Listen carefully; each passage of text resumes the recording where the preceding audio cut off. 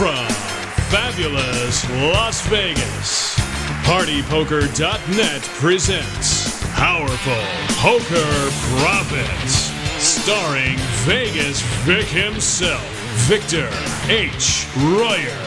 And now, here's Vegas Vic. Hello and welcome to our show. We are about to introduce you to the great game of Texas Holdem. This program is intended to cover the very basics for players who have never played Texas Holdem. So, if you already know how to play, we have more shows in this series on advanced strategies and concepts. But for those of you who are new to the great game of Texas Holdem, this is the perfect place to be. And now, let's go to the table.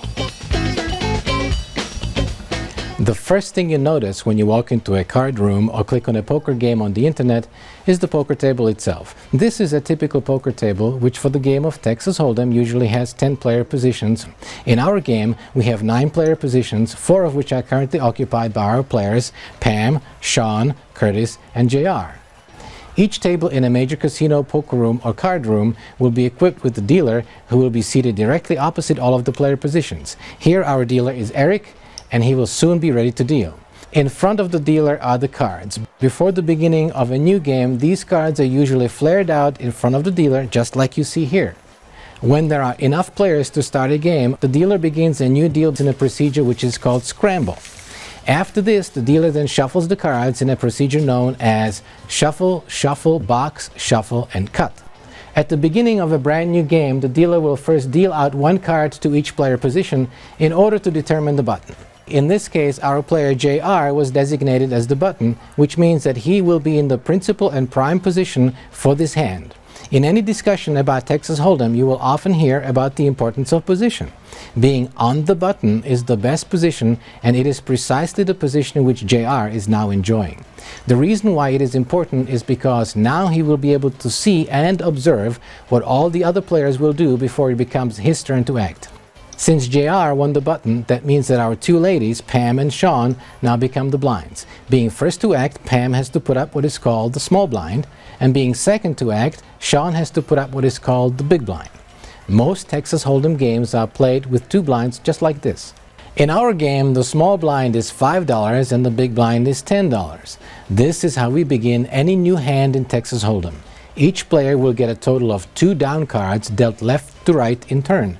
When the dealing is finished, the first person to act will be the player immediately to the left of the big blind. In our case here, that player is Curtis. He now occupies a position known as under the gun. This means that he is the first one to act immediately after the big blind. All 3 of the players, the small blind, the big blind, and the under the gun player, are often referred to as players being in early position. These are considered unfavorable positions because all of these players have to act on their hands early before having the opportunity to be able to observe what the other players will do or how they will act or bet. The action then continues until it gets back to the small blind, who then has the choice of either calling the extra bet or continue with her hand, or to raise or to fold. Of course, if by the time the action gets back to the blind someone else has raised, then the option for the big blind is no longer applicable. The dealer will now burn 1 card and set it aside, and then he proceeds to deal 3 cards face down, which he will then pick up and spread on the table face up, and that is called the flop. The first round of betting will now take place. The dealer will now burn another card, set it aside, and deal just 1 card face up directly next to the cards already on the board, and this card is now called the turn. Whenever this 4th card is turned up in the middle of the table, this now indicates that this round, as well as the next round, are now played at the next highest limit, which in our example is the $20 limit. In this example, Pam likes her hand and decides to raise. The dealer will now burn the 3rd and final card, set it aside, and deal the final board card face up directly next to the other cards already face up in the middle of the table. You will now have a total of 5 cards in the middle of the table, and this is now called the board. This final card is called the river, and that now completes all of the dealing procedures. The objective of the game of Texas Holdem, therefore, consists of combining either one or both of your whole cards with the cards on the board to make the best 5-card poker hand. Both of our ladies have played the hands properly and as best as they can be played under these circumstances. It is at this point that the winner will be determined by comparing the value of those two hands and deciding which of them is the best. That is the function of the dealer. The dealer will now compare these two hands and demonstrate how each is read and how the winner is determined. After this, having recognized the flush as the winning hand, the dealer picks up the unfortunate losing hand of 3 queens and places those cards face down in the muck, which is called killing the hand. He then pushes the pot to the winner. This now completes the procedure for playing 1 round and 1 hand of Texas Hold'em. The same procedures are repeated over and over again with each successive hand. Now that you have seen how we begin to play Texas Hold'em, the next item of great importance in learning how to play the game is to learn which hands are best to play and why. To help you do just that, we have prepared the top 20 starting hands for the game of Texas Hold'em and have spread them out here on our table. Pocket aces are, of course, the very best possible starting hand in Texas Hold'em. On average, you will receive this great hand about once every 220 deals. Pocket kings and queens can be played almost in the same way as pocket aces. You should always play them aggressively, raise with them at every opportunity, and unless you have gained a great deal of experience and expertise and knowledge of the game and your opponents, never try to slow play them. Ace-king suited, pocket jacks, and ace-king offsuit can all be very good hands, but at the same time can also be troublesome. At the beginning, you should nevertheless play these hands aggressively, and my advice would be for you to play them as if they were aces, kings, or queens. For all of the other hands on our list, you should play them more cautiously, particularly from early positions and even middle positions.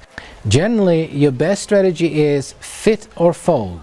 Simply put, if the cards you hold fit and match the flop, then play them aggressively because you are likely to have the best hand.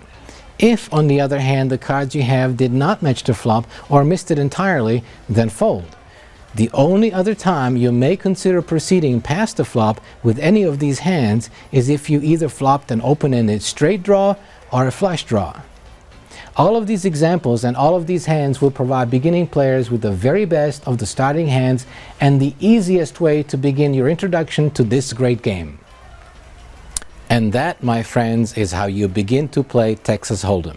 It is a wonderful game that is easy to learn and one that will keep you interested for many years to come as you begin to get deeper into more advanced strategies and playing concepts. For those discussions, you can tune into one of our other programs or click the appropriate link on the designated webpage. And now, until next time, remember to play smart and play to win. I'm Victor H. Royer, and this has been a presentation of PartyPoker.net. Bye.